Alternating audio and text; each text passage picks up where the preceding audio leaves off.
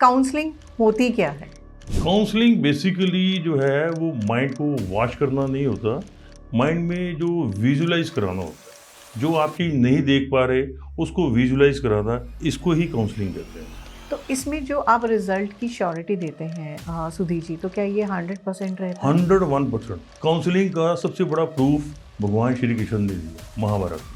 क्या जो काउंसलिंग होती है सुधीर जी, ये सिर्फ कुछ एक पर्टिकुलर पेशेंट्स के लिए ही होती है? नहीं, काउंसलिंग तो मेरे हिसाब से आज की डेट में हर इंसान को काउंसलिंग चाहिए। जब उनको काउंसलिंग के लिए लेकर आया जाता है तो क्या वो चीज़ें एक्सप्लेन कर पाते हैं अच्छे से? बच्चों को देखिए, ऐसे है, बच्चे कोई भी इंसान, चाहे वो बच्चा हो, स्टडी में हो, किसी में भी फील्ड में हो, वो इंटेलिजेंट तभी बन सकता है जब तक उसके कॉन्सेप्ट क्लियर नहीं होंगे। तो पेरेंट्स का यहाँ रोल है कि उसके कॉन्सेप्ट को क्लियर करना। क्या डाइवोर्स से पहले एक लास्ट काउंसलिंग ज़रूरी हो जाती है? डेफिनेटली ज़रूरी है, बहुत ज़्यादा ज़रूरी है। पूरी लाइफ डिस्टर्ब हो जाती है। और सबसे बड़ी बात है, सुधीर जी, जो कपल काउंसलिंग होती है उसमें सबसे कॉमन कंप्लेंट कौन सी होती है? कंप्लेंट तो मेरे ख्याल में तो सबसे कॉमन एक ही है कि वो अंडरस्टैंड नहीं करता। नमस्कार दोस्तों, मैं आपकी होस्ट एंड दोस्त कंवलदीप फिर से आज आप सबका स्वागत करती हूँ एक नए पॉडकास्ट में, जहाँ आज हम बात करेंगे एक ऐसे टॉपिक के ऊपर जहाँ लोग उस जगह पर जाने से भी डरते हैं और हज़ारों बार सोचते हैं। कहते हैं ज़ख्म शरीर के हों तो दिख जाते हैं, लेकिन ज़ख्म अगर दिमाग के हों तो अक्सर वो छिप जाते हैं। आज के एपिसोड में हम बात करने वाले हैं एक ऐसे सच की जिससे हम रोज़ गुजरते हैं लेकिन एक्सेप्ट करने से डरते हैं, और वो है काउंसलिंग। बच्चे हो या बड़े, शादी से पहले हो या बाद में, या फिर एक रिश्ता टूटने से पहले, समझ लेना हमेशा तोड़ने से बेहतर होता है। आज हम बात करेंगे किड्स काउंसलिंग की, डिवोर्स काउंसलिंग की, pre wedding and post wedding counselling की। इस गहरी और ज़रूरी बातचीत के लिए आज हमारे साथ है mister Sudhir Nagpal, founder of निर्णायक सत्य, जो सालों से लोगों को काउंसलिंग की सर्विसेज देते आ रहे हैं विद 100% रिजल्ट एश्योरिटी के साथ। ये एपिसोड सिर्फ आपको इन्फॉर्मेशन ही नहीं देगा, ये एपिसोड आपको एक सवाल देगा। क्या हम डिसीज़न लेने से पहले अपने दिमाग की सुनते हैं? तो आए शुरू करते हैं अपने इस कॉन्वर्सेशन को। तो वेलकम है सुधीर नागपाल जी आपका हमारे इस पॉडकास्ट में कि आप अपना प्रीशियस टाइम निकाल के हमारे पास आए और हमारे जो फॉलोअर्स हैं, जो व्यूवर्स हैं देखने वाले, आज उनको एक बहुत ही अच्छी चीज़ मिलने वाली है, उनके डाउट्स क्लियर होने वाले हैं। थैंक यू वेरी मच, आपने मुझे अपने स्टूडियो में बुलाया। बाकी अपनी तरफ से कोशिश करूँगा कि इलेबोरेट करके सब चीज़ें समझाएं ताकि व्यूअर्स को अच्छी तरह से समझ आ जाए। बिल्कुल, तो चलिए हम लोग शुरू करते हैं। जी। तो मेरा सबसे पहला ही क्वेश्चन सुधीर जी ये रहेगा कि काउंसलिंग होती क्या है? काउंसलिंग बेसिकली जो है वो माइंड को वॉश करना नहीं होता। माइंड में जो विजुलाइज कराना होता है, जो आप चीज़ नहीं देख पा रहे उसको विजुलाइज कराना, इसको ही काउंसलिंग कहते हैं। तो लोग डरते ही क्यों हैं काउंसलिंग के नाम से, या हमें पता नहीं है कि एग्जैक्ट इसका मतलब क्या है? एक्चुअली क्या है कि आपका एक एंड रिजल्ट, आपका एक पैटर्न बना हुआ है जो डे बाय डे आप जिस माइंड से आप सोचते हैं, उस पर वर्कआउट करते हैं, जो कर्म करते हैं, और उसका एक पैटर्न से आपका एक रिजल्ट निकलता है। इसको ऐसे समझ लें जैसे 10 केमिकल हमने डाले और उसका एंड रिजल्ट एक निकला।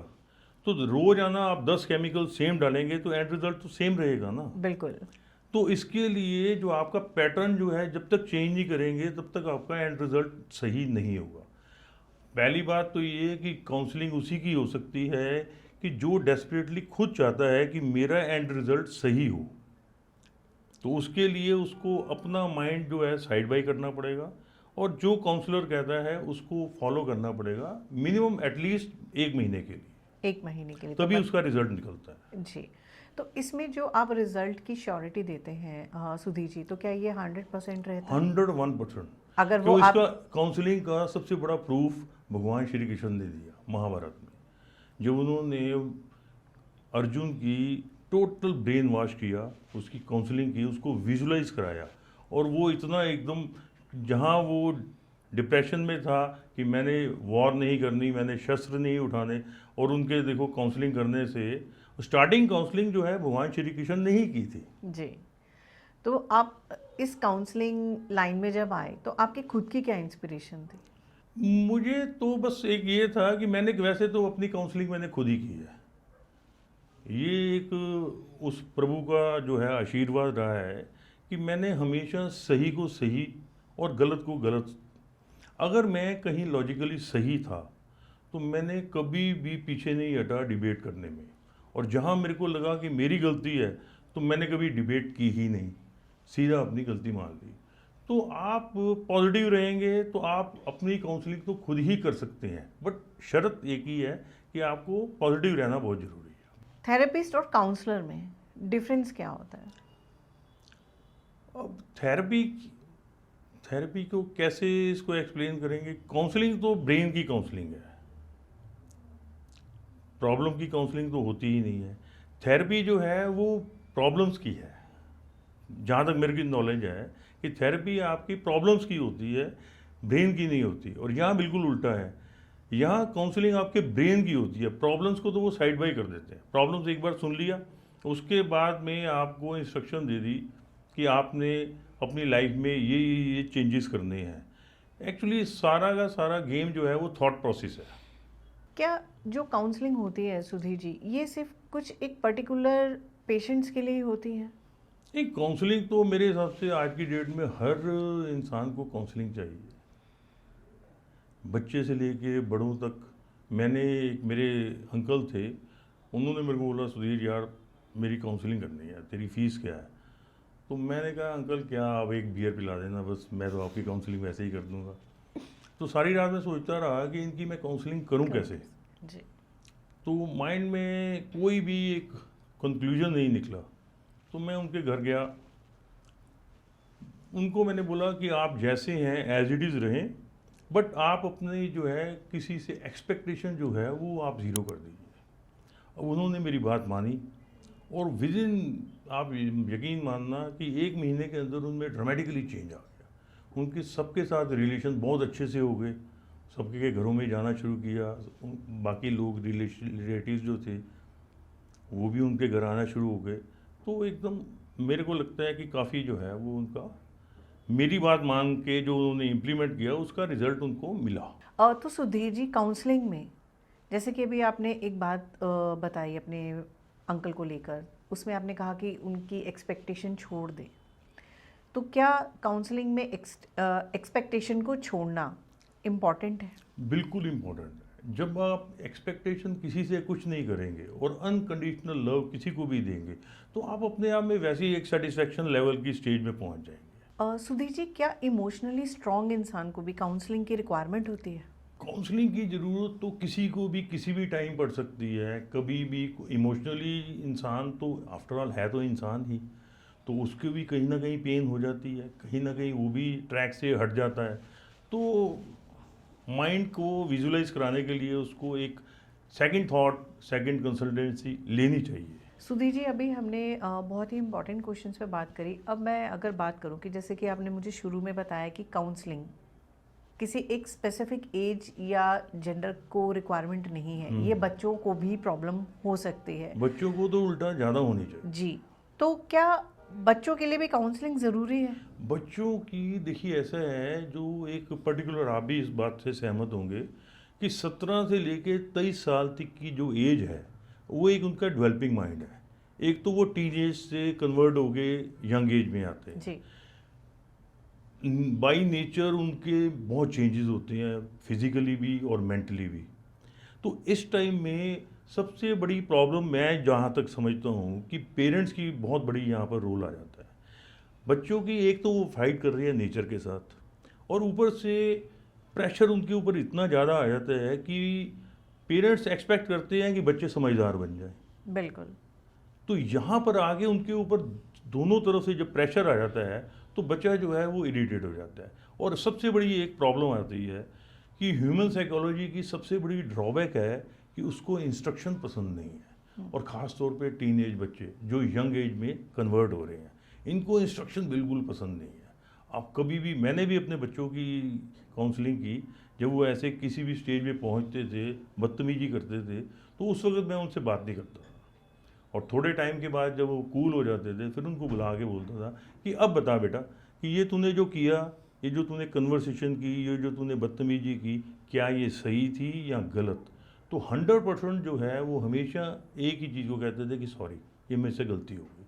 तो आप जब आप ऑप्शन रखेंगे तो वो चूज़ हमेशा वो राइट को ही करेगा, ये ह्यूमन टेंडेंसी है। और अगर आप इंस्ट्रक्शन देंगे तो वो 100% जो है आपके एंटी हो जाएगा, अगेंस्ट हो जाएगा। तो यहाँ रोल जो है पेरेंट्स का बहुत इंपॉर्टेंट। तो जैसे कि आप बात कर रहे हैं एक स्पेसिफिक एज की कि जो 17 से लेके 24 का जो माइंडसेट रहता है बच्चों का, ये डेवलपिंग जी, स्टेज तो है। जब उनको काउंसलिंग के लिए लेकर आया जाता है तो क्या वो चीज़ें एक्सप्लेन कर पाते हैं अच्छे से? बच्चों को देखिए, ऐसे है, बच्चे, कोई भी इंसान, चाहे वो बच्चा हो, स्टडी में हो, किसी में भी फील्ड में हो, वो इंटेलिजेंट तभी बन सकता है जब तक उसके कॉन्सेप्ट क्लियर नहीं होंगे। तो पेरेंट्स का यहाँ रोल है कि उसके कॉन्सेप्ट को क्लियर करना, उसको राइट और रॉन्ग की डिफरेंशिएट करना उसको सिखाना चाहिए। उसको मालूम चलना चाहिए कि राइट क्या है और रॉन्ग क्या है। जी बच्चे अपनी एज में, देखिए 20 ईयर्स की एज में जो बच्चों ने करना है जी तो वो तो करेंगे ही करेंगे। आप उसको रिस्ट्रिक्शन नहीं कर सकते, बट उनको गाइड करके एक सही ट्रैक तो दे सकते हैं। स्कूल प्रेशर कहीं ना कहीं बच्चों की साइकोलॉजी को इफेक्ट करता है, आप मानते हैं इस बात को? स्कूल प्रेशर कर भी सकता है, ये बच्चे के टैलेंट के ऊपर डिपेंड करता है, ये बच्चे का माइंड कितना डेवलप है ये उसके ऊपर डिपेंड करता है। अब कई जो चीज़ें हैं, जो प्रॉब्लम्स की कोई डेफिनेशन नहीं है, प्रॉब्लम्स का कोई पैरामीटर नहीं है, ये तो आपका स्टेट ऑफ माइंड है कि आप उस प्रॉब्लम को कैसे लेते हैं। एग्जैक्टली एक छोटी प्रॉब्लम को आप बड़ी समझते हैं और एक बड़ी प्रॉब्लम को आप छोटी समझते हैं, तो ये स्टेट ऑफ माइंड है। बच्चे क्यों डरने लगते हैं कि हाँ अगर हम पेरेंट्स को सच बता देंगे? उनको ऐसा माहौल नहीं मिलता, उनको इतने फ्रीली अपने पेरेंट्स से बात नहीं कर पाते। अगर आप अपने बच्चों को फ्रीली उनके साथ फ्रेंडशिप रखें, तो मैं अपने पर्सनली बता रहा हूँ कि मैं अपने बेटे को बोलता था कि बेटे, मैं तेरा फ्रेंड हूँ, तू मेरा नहीं है, तेरे लिए मैं फादर ही हूँ। तो कहीं ना कहीं बच्चों को एक माहौल देना ये पेरेंट्स का काम है। और सुधीर जी, जो बच्चों के अंदर एंगर होता है, फियर होता है, तो इसका जो ट्रीटमेंट किया जाता है, तो क्या इसका जो ट्रीटमेंट है वो हम पनिशमेंट के थ्रू कर सकते हैं या काउंसलिंग के थ्रू कर सकते हैं? ये एक्चुअली सिचुएशन के ऊपर डिपेंड करता है कि उसको पनिशमेंट देनी चाहिए या नहीं देनी चाहिए। बाकी 99% मेरा मानना है कि अगर उसको काउंसलिंग करें, उसके कॉन्सेप्ट क्लियर करें, उसके साथ आप एक इंटरेक्शन जो है जितनी ज़्यादा से ज़्यादा हो सकती है, बच्चा अपने आप को सिक्योर फील करे।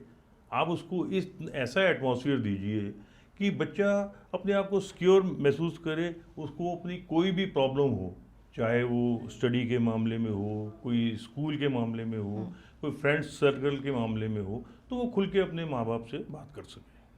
तो समहाउ अगर घर में पेरेंट्स का लड़ाई झगड़े का एटमॉस्फेयर हो जाता है तो इसका तो इफेक्ट बच्चे के ऊपर आएगा ही आएगा ही आएगा। बिल्कुल, तो इसके definitely लिए आएगा। भी क्या मतलब हमें काउंसलिंग हेल्प करती है? इसके लिए तो पेरेंट्स की काउंसलिंग पहले ज़रूरी है। ओके। सुधीर जी, आजकल की जो जनरेशन है जिसे हम लोग जेनजी भी कह रहे हैं, उन लोगों के अंदर एक मिसकंसेप्शन है ये कि तो बिल्कुल 100% है। हाँ कि एक मतलब मिसकंसेप्शन है, उनको लगता है कि हम जो है वो मॉडर्न है और हमारे पेरेंट्स जो हैं वो पुराने हैं, पुराने older ख्यालात के जी। हैं। अब उन बच्चों को ये नहीं मालूम कि भाई तू इस एज में पैदा हुआ, इसी एज में तेरी परवरिश हुई, इसी एज में तू पला बड़ा, तो तेरा इसमें रोल क्या है। मेरे हिसाब से इनका रोल है ज़ीरो। मॉडर्न है पेरेंट्स, जो पुराने ख्यालात के होने के बावजूद भी आज के मॉडर्न एज में बच्चों के साथ एडजस्ट कर रहे हैं। एग्जैक्टली। तो मेरे हिसाब से तो क्रेडिट गोज टू पेरेंट्स। और बच्चों को ये चीज़ें समझनी चाहिए कि हमारे पेरेंट्स जो हैं वो पुराने ख्यालात होने के बावजूद भी हमारे साथ एडजस्ट कर रहे हैं। आप नहीं उनके साथ एडजस्ट कर रहे, वो आपके साथ एडजस्ट करते हैं। तो मॉडर्नाइजेशन तो हमारी हुई ना। बिल्कुल, क्योंकि देखिए हमारे टाइम पे फ़ोन भी नहीं हुआ करते थे, इतनी सारी चीज़ों की फैसिलिटीज़ नहीं हुआ करती थी, चाहे वो फूड से रिलेटेड हो, ट्रैवलिंग से रिलेटेड हो, कम्युनिकेशन से रिलेटेड हो, स्टडी से रिलेटेड हो। ये सारी जो एडवेंचरस चीज़ें हैं ये तो हम लोगों ने फील करी हैं। इन जी बच्चों को तो वही। वो सब पका पकाया मिल बट गया। आज के, मैं तो समझता हूँ कि आज के टाइम में बच्चे बहुत ज़्यादा लकी हैं कि जो इस एज में पैदा हुए हैं। उनको एटमॉस्फेयर इतना अच्छा मिलता है, और इवन देन उसके बावजूद भी वो क्यों नहीं खुश रहते, उनके कॉन्सेप्ट क्यों नहीं क्लियर होते, ये बच्चों को थोड़ा सा सोचना चाहिए।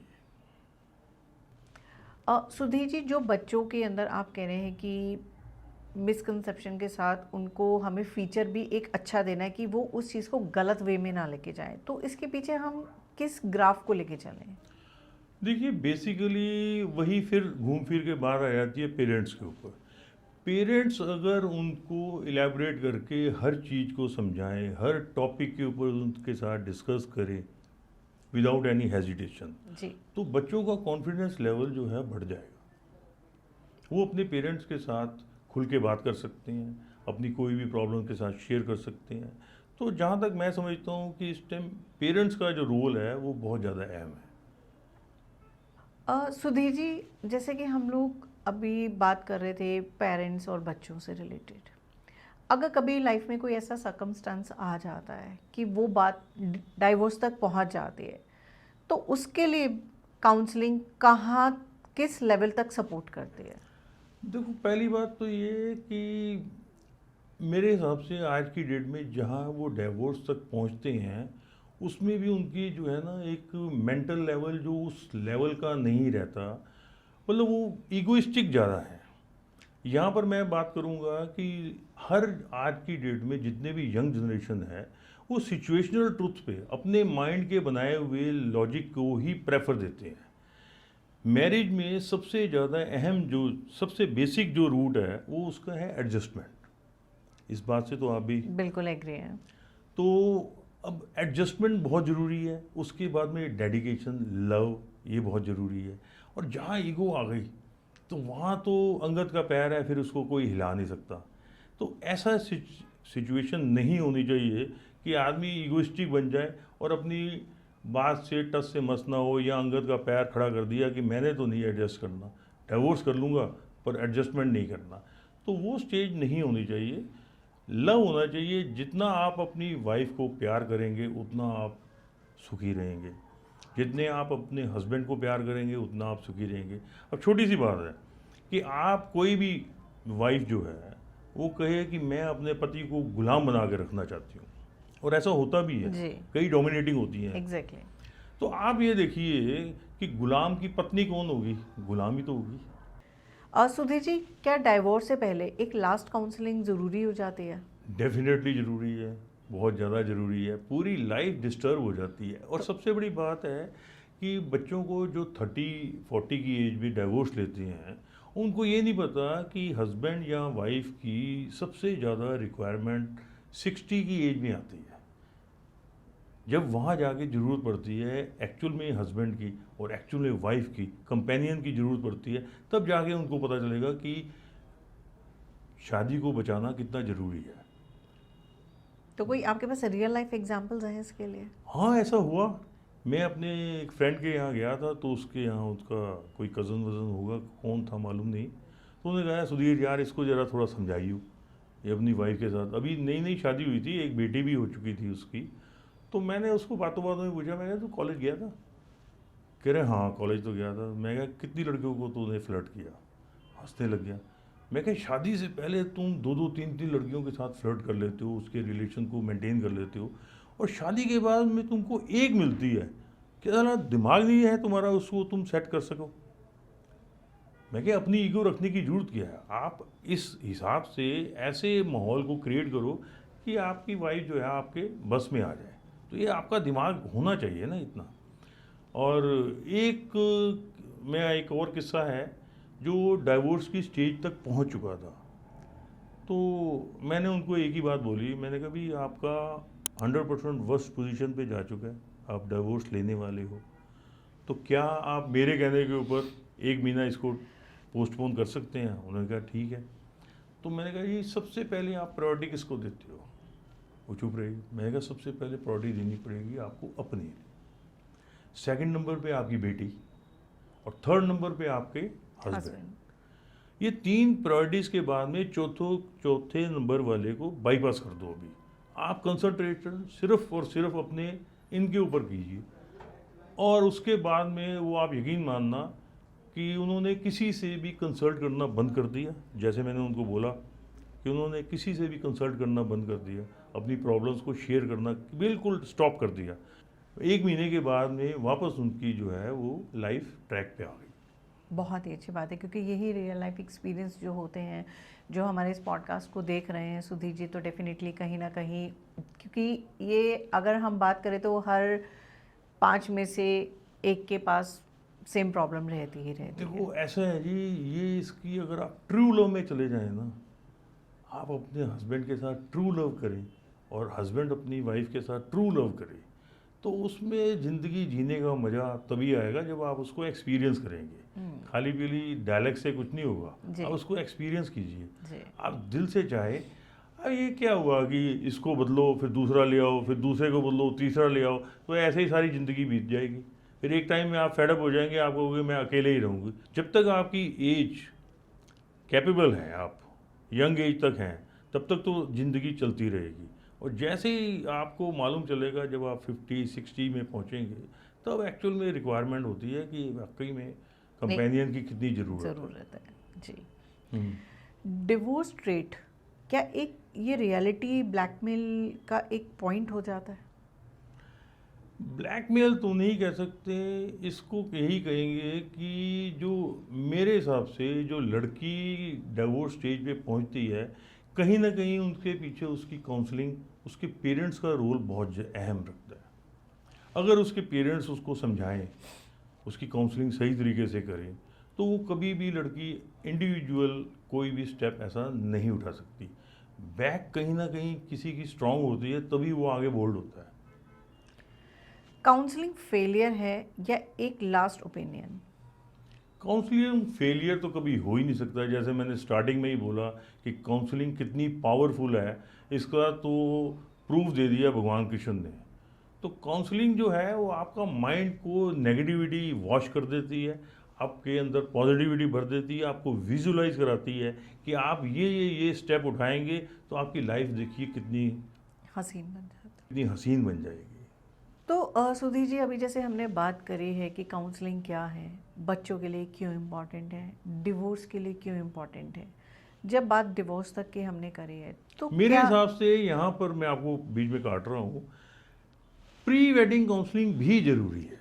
मैं यही पूछना चाह रही थी आपसे कि क्या सुधीर जी की जब बात डिवोर्स तक आती है, तो आज का जो यूथ है उसको प्री एंड पोस्ट काउंसलिंग ज़रूरी हो जाती है? वैसे अभी तक तो मेरी नज़र में, मैंने जितने भी मेरे यंगस्टर्स बहुत हैं, वो मेरे को लगता है कि आज की यंग जनरेशन काफ़ी समझदार है। वो 1 वुमेन मैन है, 1 मैन वुमेन है, तो कहीं ना कहीं वो डिवोटी हैं और डेडिकेटेड है अपने लव के लिए। तो मेरे को कहीं लगता नहीं है कि आज की यंग जनरेशन कहीं भटक रही है। जहाँ तक मैंने ऑब्ज़र्व किया है, मैं जिम जाता हूँ, वहाँ यंग जनरेशन बहुत, जिनकी नई नई शादियाँ हुई हैं, तो उनकी बातों से मालूम चलता है कि वो काफ़ी अच्छे डेडिकेटेड है अपनी। तो अगर जैसा कि अभी आपने बात करी कि 1 वुमेन 1 मैन, तो अगर इनकी बॉन्डिंग स्ट्रॉन्ग रह जाते हैं तो क्या कभी इनके बीच में डिवोर्स के चांसेस रहते हैं? इम्पॉसिबल। सेकंड अफेयर से ही प्रॉब्लम क्रिएट होती है। और बच्चों को किस वजह से सेकंड अफेयर चाहिए, मेरे को आज दिन तक नहीं समझ आया। क्योंकि लोग यहाँ पे अपनी मजबूरी दिखा देते हैं कि हमें घर से इज्जत नहीं मिल रही है, हमें घर पे वो चीज़ें नहीं मिल रही हैं जिस चीज़ की रिक्वायरमेंट होती है। सराउंडिंग में मिसयूज़ करने वाले तो लोग बैठे हुए हैं, जैसे कहते हैं ना, गिद्ध बैठे हुए हैं नोचने के लिए। तो कहीं ना कहीं आपको अपना भी पर्सनैलिटी, अपनी एक रुतबा बना के रखना चाहिए कि कोई आपका मिसयूज़ ना कर पाए। और सबसे बड़ा मैं एक ऐड करूँगा कि सबसे बड़ा वेल विशर एक वाइफ का उसका हस्बैंड ही है, और एक हस्बैंड के लिए उसकी वाइफ सबसे ज़्यादा वेल विशर है, अगर बॉन्डिंग अच्छी हो तो। सुधीर जी, जो प्री वेडिंग मैरिजेस हैं, इसमें जो काउंसलिंग है वो क्या सिर्फ और सिर्फ अरेंज मैरिज वालों के लिए ही इम्पॉर्टेंट है या लव मैरिज वालों को भी करवानी चाहिए काउंसलिंग? मेरे हिसाब से तो दोनों को करवानी चाहिए। हमने कितने केस ऐसे देखे हैं कि लव मैरिज होने के बावजूद भी फिर भी उनके डाइवोर्स होते हैं। तो कहीं ना कहीं जो मेंटली जो है डिस्ट्रैक्ट हो जाते हैं या मेंटली उसको कंपेटेबिलिटी नहीं मिलती, तो ये फिर उसके बाद में ये स्टेज आ जाती है। अगर शादी से पहले ऐसे कौन से सवाल हैं जिनका जवाब नहीं देना चाहिए ताकि कि वो शादी कभी टूटे ही ना? एक तो अपनी पास्ट को कभी भी नहीं डिस्कस करना चाहिए, number one. Past is dead, उसको डेड ही रहने देना चाहिए। अब कई जो हैं इमोशनली होके अपने पास्ट को बिल्कुल इलेबोरेट करके बता देते हैं, तो वो आप ये समझ लो कि वो एक चिंगारी आपने जला दी, वो जल के राख होना निश्चित है। ये तो मैंने एक्सपीरियंस देखा हुआ है। मैंने बहुत सारे केस ऐसे देखे हैं कि जिन्होंने अपनी तरफ से तो वो इलेबोरेट करके और अपनी तरफ से बहुत प्योरिटीज़ के साथ उन्होंने अपना पास्ट को अपने हस्बैंड के साथ या हस्बैंड ने अपनी वाइफ के साथ, बट उनका जो है वो एंड जो है वो गलत ही हुआ। सुधीर जी, लाइफ में हमारे ऐसे कौन से वो 3 पॉइंट्स हैं जिसके लिए हमें डेफिनेटली काउंसलिंग लेनी ही चाहिए? वैसे तो लाइफ में मेजर 3 ही प्रॉब्लम्स हैं जो थ्रू आउट सबके सब सारी दुनिया इसी चक्रों में फंसी हुई है, 3 प्रॉब्लम्स को सेटल करने में। तो वो कौन से नंबर 3 वन पॉइंट? जो है वो है आपकी health, number 2 is your finance, number 3 is your relation. ये 3 ही प्रॉब्लम्स हैं जिसमें सारी की सारी लाइफ आपकी उलझी हुई है। तो मुझे आप ये प्लीज़ थोड़ा सा एक्सप्लेन कीजिए, क्योंकि बिकॉज ये तीनों पॉइंट बहुत ही इम्पॉर्टेंट है। देखो, हेल्थ के लिए तो सबसे सिंपल सी बात है कि आपको अगर जितना आप हेल्थ में अपना ध्यान देंगे उतना आप एनर्जेटिक रहेंगे, आपका माइंड हमेशा पॉजिटिव रहेगा। सबसे बड़ी तो ये ज़रूरी है मेरे हिसाब से। तो सबको एक्सरसाइज करनी चाहिए, जिम जाना चाहिए या योगा करना चाहिए अपने लिए। जैसे अक्षय खन्ना का एक आपने वो अक्षय कुमार का एक डायलॉग है कि जो आदमी 24 घंटे में 1 घंटा अपने आप को नहीं दे सकता उसको मर जाना ज़्यादा अच्छा है। ये आपने भी सुना होगा जी कहीं ना कहीं। बिल्कुल। तो अपनी हेल्थ का सबसे पहले ध्यान रखें, उससे आपका माइंड जो है ना वो हमेशा पॉजिटिव रहेगा। नंबर 2 आ गया फाइनेंस। फाइनेंस के बारे में तो देखो जी, मैं इतना ज़्यादा नॉलेज नहीं रखता। फाइनेंस तो हर आदमी जो है वो लगा हुआ है, 11 घंटे काम करता है। जी, फिर आ जाता है फिर आ जाता है रिलेशन। रिलेशन में वही आ जाता है सबसे नंबर 1 कि डेडिकेशन, ट्रस्ट, प्यार, एडजस्टमेंट। तो ये चीज़ें जो हैं आदमी अगर पॉजिटिव रहेगा तो देखो जी ये सब चीज़ें उसमें ऑटोमेटिकली इनबिल्ट अपने आप ही हो जाती हैं। कई लोग ईगो को छुपा कर रखते हैं शादी से पहले, और सडनली शादी के बाद उनकी ईगो सामने आ जाती है, चाहे वो लड़का हो चाहे वो लड़की हो। आपको वैसे ईगो के बारे में इसको एक्सप्लेन कैसे कर सकते हैं आप ईगो को? आपने कभी सोचा इस बारे में? नहीं। Ego is that negative power जो एक पॉजिटिविटी को अंदर आने से रोकती है। ईगो एक नेगेटिव पावर है जो एक पॉजिटिविटी को अंदर आने से रोकती है। तो ईगो को तो हमेशा क्रश करना चाहिए अपने पाँव के नीचे। ईगो नेगेटिव पावर का लाइफ में कोई यूज़ नहीं है, इसमें सिवाय डिस्ट्रक्शन के अलावा आपको कुछ नहीं मिलेगा। और पॉजिटिविटी, प्योरिटी जितनी आप रखेंगे तो उतनी ही आपकी लाइफ जो है वो स्मूथ और लवेबल रहेगी। तो समटाइम देखने में आता है कि लव मैरिज जो करते हैं वो लोग काउंसलिंग से छुपते हैं, भागते हैं, ऐसा क्यों है? उनको लगता है कि हम खुद ही सेटल कर लेंगे। अब जब वो वही मैंने आपको बताया ना, सेम पैटर्न पे जब आप चलते रहेंगे, डेली सेम पैटर्न पे चलेंगे, उसका रिजल्ट वही आएगा। तो काउंसलिंग इसीलिए ज़रूरी है कि आगे आपका पैटर्न चेंज हो जाए। तो अभी हमने बात की सुधीर जी प्री वेडिंग की, अब हम बात करते हैं पोस्ट वेडिंग की। तो पोस्ट वेडिंग में मेरा सबसे पहला क्वेश्चन आपके साथ ये है, शादी के बाद लोग बदलते हैं या मास्क उतर जाते हैं?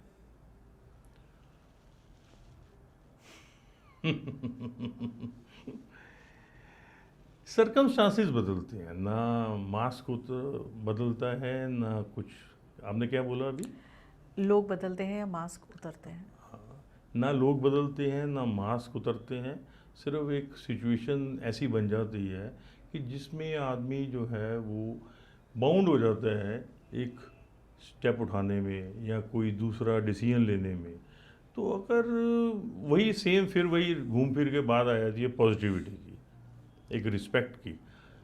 मैंने एक जगह पहले सुना था, कहते हैं जी अपनी बीवी को खुश रखो, आपकी 50% ज़िंदगी सुखी है। अब ये सुनने में तो बहुत अच्छी लगती है, और बिल्कुल। जब आप एक्चुअली में इम्प्लीमेंट करेंगे तो आपको मालूम चलेगा कि एक्चुअल में ज़िंदगी सुखी हो जाती है। आप अपने वाइफ को ट्रू लव करें, उसके साथ प्यार करें, उसको रिस्पेक्ट दें, तो डेफिनेटली कहीं ना कहीं वो भी आपके लिए डेडिकेटेड होगी। कहीं ना कहीं ये चीज़ हिट करती है कि मैं सही हूँ, ये हमारे रिश्ते को कहीं ना कहीं खराब करता है। देखो जी, एक चीज़ तो ये पक्की है कि पूरी थ्रू आउट दुनिया जो है ना वो दो में डिवाइड है। दो? दो चीज़ों में डिवाइड है। वो कौन सी दो चीज़ें हैं? एक तो है जी, ऐसे लोग हैं जो कहते हैं what I am doing is right, hmm, उनको किसी की बात को नहीं सुनना, वो कहते हैं what I am doing is right. और दूसरे तरह के लोग होते हैं जो पॉजिटिव माइंडेड, वो कहते हैं I will do only the right. जी। तो जब राइट और रॉन्ग में डिफ्रेंशिएट करना आ जाए, मेरे को तो कई बार लगता है कि सारी दुनिया को राइट और रॉन्ग में भी डिफ्रेंशिएट करना नहीं आता क्या? मतलब राइट को राइट कहना और रॉन्ग को रॉन्ग कहना, उसमें भी ईगो है। सुधीर जी, जो कपल काउंसलिंग होती है उसमें सबसे कॉमन कंप्लेंट कौन सी होती है? कंप्लेंट तो मेरे ख्याल में तो सबसे कॉमन एक ही है कि वो अंडरस्टैंड नहीं करता। अंडरस्टैंड किन चीज़ों में? भाई कोई भी अगर वो किसी चीज़ की, जैसे अब इसके बारे में एक्सप्लेन करके कैसे समझाएं कि किसी हस्बैंड की रिक्वायरमेंट है, वाइफ उसको नहीं पूरा कर पाई, उसको कंप्लेंट है। वाइफ की रिक्वायरमेंट है, हस्बैंड कहीं बिजी है, उसको कंप्लेंट है कि मेरा नहीं हुआ। तो ईगो क्लैश होते होते होते वो डिफरेंस बढ़ते जाते हैं। तो जहाँ तक मैं समझता हूँ कि एक दूसरे को टाइम देना बहुत ज़रूरी है और फिज़िकली इंटीमेसी होना बहुत ज़रूरी है। जितना आप फिज़िकली इंटीमेसी में रहेंगे उतना आपका चांसेस डिवोर्स के बहुत कम हो जाएंगे। मेरा नेक्स्ट क्वेश्चन भी यही था कि क्या काउंसलिंग सच में प्यार को वापस लाता है? मैं तो फिर वही बोलूँगा कि देखिए, अगर आप चाहते हैं कि मेरी लाइफ स्मूथ चले तो आपको कहीं ना कहीं एडजस्टमेंट करनी पड़ेगी, कहीं ना कहीं डेडिकेशन देनी पड़ेगी, कहीं ना कहीं दूसरे को रिस्पेक्ट देनी बहुत ज़रूरी है। रियल लाइफ में अगर रियल लाइफ डाल दें तो लाइफ का ड्रामेटिकली चेंज आ जाएगा। अब इसको आजमा के देखें। थोड़ा सा एक्सप्लेन कीजिए ताकि हमारे जो देखने जो वाले हैं। मतलब आप एक real life means artificial life, जी। जो फिल्मी डायलॉग्स हैं, आप अगर फिल्मी डायलॉग्स को अपनी रियल लाइफ में डाल दें तो बीवी भी खुश, हस्बैंड भी खुश। तो फिर मतलब आप सुधीर जी ये कहना चाहते हैं कि हस्बैंड शाम को आए तो एटलीस्ट एक रोज ले आए, हाँ, हमारे लिए exactly। चॉकलेट ले आए। एक्चुअली देखिए, आप ये देखिए, प्रेजेंटेशन जो है वो बहुत काउंट करती है। जी।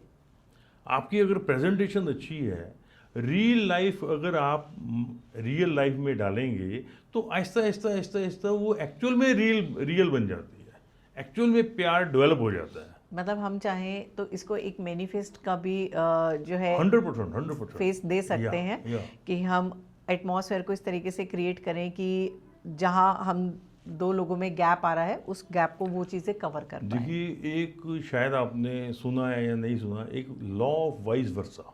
जी, ये कभी सुना है आपने? बिल्कुल सुना है। Life vice versa. जी। एटमॉस्फेयर अच्छा होगा तो मैं खुश रहूँगा, और इसका लाइफ वाइस वर्सा आप करिए कि मैं खुश रहूँगा तो एटमॉस्फेयर अपने आप ही अच्छा हो जाएगा। अच्छा हो जाएगा। जी। तो आप मैक्सिमम अपनी तरफ से कोशिश करो, चाहे वो मेल हो या फीमेल हो, कोई भी एक आगे स्टेप उठा के अनकंडीशनल लव अपने में डाल ले, वो अपनी तरफ से मैक्सिमम माहौल को पॉजिटिव बनाने के लिए वो डेडिकेटेड हो जाए, तो 100% मैं नहीं समझता कि कोई भी इंसान है, कोई जानवर तो है नहीं, तो इंसान 100% जो है वो प्यार में फिसल जाता है। बहुत अच्छी बात है सुधीर जी। वैसे भी जो ये फरवरी मंथ है, ये प्यार का ही मंथ है, लव मंथ है। तो आपका ये पॉइंट बहुत अच्छे से आएगा हम लोगों के पॉडकास्ट को देखने वाले व्यूवर्स के ऊपर। तो डेफिनेटली मैं उनसे रिक्वेस्ट करूँगी कि please please please please grab the opportunity और इस मंथ को उसी तरीके से हसीन बनाएं। कहीं भी आप लोगों के प्यार में वो गैप आ रहा है, कोई क्लैश है, कोई ईगो है, तो उसको साइड में रखिए। सुधीर जी की उस बात को फॉलो कीजिए कि रियल लाइफ में थोड़ी सी कहीं ना कहीं रियल लाइफ लेकर आएँ, उसको थोड़ा सा ट्विस्ट करें तो डेफिनेटली यू गॉट 100% रिजल्ट। तो दोस्तों, बहुत ही अच्छा लगा हमें जो सुधीर जी ने काउंसलिंग के टिप्स दी और सुधीर जी ने बहुत बहुत सारे लोगों की हेल्प की है। और अभी जब हम इस पॉडकास्ट से पहले भी जब हम बात कर रहे थे तो सुधीर जी ने बताया था कि जो उनके फर्स्ट क्लाइंट थे वो उनके खुद के घर से थे। हाँ, मेरी छोटी सिस्टर थी जी। तो उसके पीछे मैं लगा रहा, बहुत साल तक लगा रहा। और एक बात मैं उसको हमेशा एक ही बात बोलती थी कि जिस दिन तेरे को ये बात समझ आ गई, तूने अपनी लाइफ में इम्प्लीमेंट कर लिया, तो उस वक्त अपने आप को गाली देगी कि मैंने इतना टाइम क्यों वेस्ट किया। आज की डेट में वो फुली कंट्रोल्ड है, पूरे माइंड की जो कंट्रोलिंग है उसके अपने हाथ में है। वैसे तो इंसान के जो माइंड है ना, personality should be like a rock. मेरा दिल करेगा तो मैं इरिटेट होऊंगा, अदरवाइज मेरे को कोई किसी ताकत नहीं है कि मेरे को कोई इरिटेट करते। जी। आपकी पर्सनैलिटी एक सूखे पत्ते की तरह नहीं होनी चाहिए कि हवा का झोंका आया तो उड़ा के ले गया। जी। तो आप किसी के कहने के ऊपर और किसी के बहकावे में आके या किसी के टॉन्टिंग वे में आके आप अपने आप को डिस्टर्ब क्यों करते हैं, मेरे को आज दिन तक इसका आंसर नहीं मिला। जी। तो बहुत अच्छा लगा आपसे हमें ये कॉन्वर्सेशन करते मैं हुए। लास्ट में तो एक ही बात कहूँगा कि अपने आप से प्यार करो, दुनिया तो अपने आप ही प्यारी लगने लग जाती है। तो दोस्तों, आप एक चीज़ मुझे ज़रूर कमेंट कीजिएगा, आप गेस कीजिएगा सुधीर जी की एज क्या है। और जो सुधीर जी ने अपनी हेल्थ को, जो इन्होंने 3 फंडामेंटल्स हमें बताए कि हेल्थ, फाइनेंस और रिलेशन, ये इन्होंने बहुत ही अच्छे से मेंटेन कर रखे हैं। और अगर आप लोगों को सुधीर जी के साथ कांटेक्ट करना हो तो डिटेल्स आपको डिस्क्रिप्शन में मिल रही हैं। आप सुधीर जी से कांटेक्ट कर सकते हैं, उनसे काउंसलिंग ले सकते हैं, बिकॉज़ इनके पास बहुत अच्छा एक्सपीरियंस है, बहुत लाइफ स्टोरीज़ हैं जो ये आगे भी हमें पॉडकास्ट में बताते रहेंगे और आप इनसे काउंसलिंग लेते रहेंगे। तो चलिए दोस्तों, मन तो नहीं है इस पॉडकास्ट को यहीं पे रुकने का, बट क्या करें, समय हमें इसके लिए आगे इजाज़त नहीं दे पा रहा है। तो जल्दी से हम इस पॉडकास्ट को यहीं पे रोकते हैं और सुधीर जी को फिर से हम इनवाइट करेंगे अपने अगले पॉडकास्ट के लिए। तो Sudhir ji, thank you so much. आपने इतनी अच्छी और इतनी इम्पॉर्टेंट बातें हमें क्लियर की कि काउंसलिंग क्या है, क्यों है, किस लिए है, कि आगे से हमें कभी भी काउंसलिंग से भागना नहीं है, जिंदगी जीने के लिए है और इसको खुश होके ही जियो, वही एक टारगेट होना चाहिए। जी बिल्कुल। तो काउंसलिंग लेते रहिए। तो दोस्तों, आज की इस बातचीत से एक चीज़ तो बहुत ही अच्छे से क्लियर है, काउंसलिंग कमज़ोर लोगों के लिए नहीं, समझदार लोगों के लिए ही है। मिलते हैं अगले एपिसोड में, जब हम फिर एक सच के साथ आपसे रूबरू होंगे। तब तक के लिए आपके होस्ट एंड दोस्त कंवलदीप आप सबसे अलविदा लेती है।